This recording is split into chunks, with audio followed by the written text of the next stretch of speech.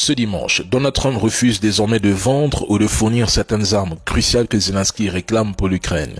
Il affirme avoir été très généreux, très ouvert, très compréhensif envers Zelensky et son pays, mais il ne peut pas mettre en danger la sécurité des États-Unis en livrant par exemple des missiles Tomahawk que l'Ukraine utiliserait contre la Russie. Selon lui, leur livraison et leur usage provoqueraient une escalade qu'il refuse d'accepter.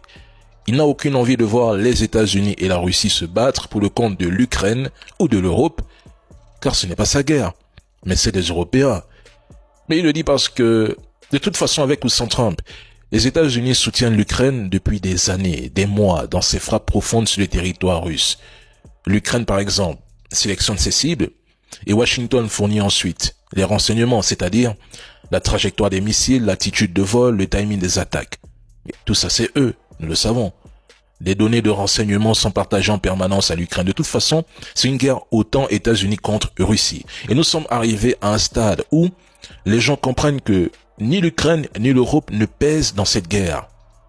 Ils sont insignifiants. Et le jour où Donald Trump décidera de mettre fin à la récréation des Européens, mais la partie s'arrêtera net.